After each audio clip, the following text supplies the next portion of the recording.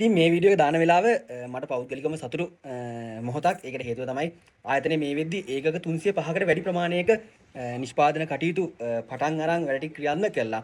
මේ වෙද්දි ආයතනය ඇඩ්වර්ටයිස්මන්ට් එකක් දාලා තිබ්බා. තව අක්කර 5ක භූමි ප්‍රදේශයක් අවශ්‍යයි අපිට ඊළඟ නිෂ්පාදන ඒකක හදන්න කියලා. ඉතින් ඒකත් එක්ක මම ඔයාලට මේ වීඩියෝ එක එකතු කරන්නේ ආයතනයක් විදිහට ආපු ගමන් මග. ඉතින් 2021 ආයතනය රෙජිස්ටර් කළා.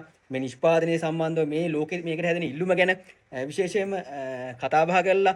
සහ එතනින් එහා මේ නිෂ්පාදනයේට ලෝකෙ හැදෙන ඉල්ලුම කොහොමද, අනාගතයේ අත්‍යවශ්‍ය දෙයක් වෙන්නේ කොහොමද, අපේ සෞඛ්‍ය රැකගෙන මහා පොළොව රැකගෙන මේ ගමනේ යන්නේ කොහොමද කියන එක කතා කරගෙන ආයතනයේ අධ්‍යක්ෂකවරුන්ගෙන් කිහිප දෙනෙක් මේ සම්බන්ධව ඉගෙනගෙන මේ සම්බන්ධව අධ්‍යයන කටයුතු කරලා 2023 වෙද්දී අවුරුදු දෙකක අධ්‍යයන කටයුතු වලින් පස්සේ 2023 අවුරුද්ද වෙද්දී ආයතනයේ මුදලින් ඒකක 50ක නිෂ්පාදන කටයුතු පටන් ගන්නවා. ඉතින් මේ නිෂ්පාදන කටයුතුත් එක්ක මේ නිෂ්පාදනය කරන ප්‍රොඩක්ට් එක මේ නිෂ්පාදනයේ ගුණාත්මක බවක් තියෙනවද?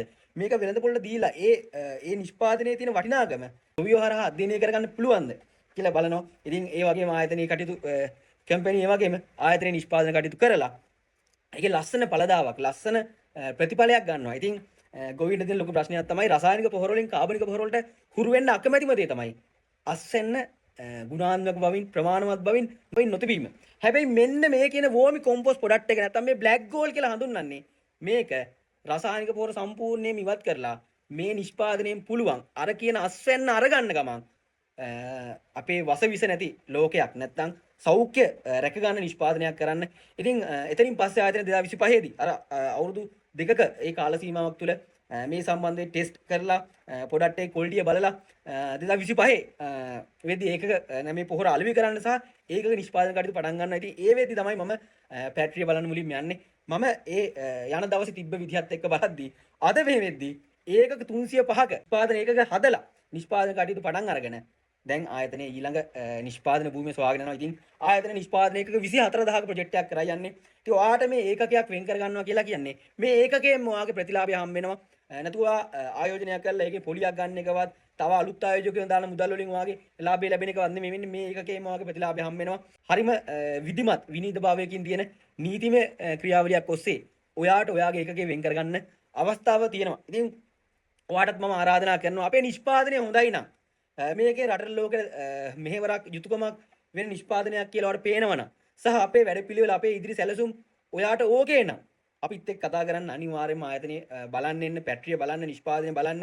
මේ ටික ඕකේ නම් පමණක් අපේ ඒකකයක් වෙන් කරගන්න. එහෙම නැතුව අතන අර එහෙම එකක් තිබ්බා, මෙතන මෙහෙම එකක් තිබ්බා, මෙහෙම වුණා. ඒ කතන්දරෙදි අපිට වෙනස් කරන්න බෑ. මොකද අපි බස් අනතුරු ඕනි තරම් දැකලා තියෙනව නේද? බස් අනතුරු ඕනි තරම් තියෙනවා. හැබැයි අපිට ගමනක් යන්න ඕන නැහැ. ඉතින් බස් එකක යන්න වෙන අවස්ථා තියෙනවනේ. ඕනි තරම් අපි වෛද්‍යවරුන් ළඟට ගිහින් බේත් ගන්නවා.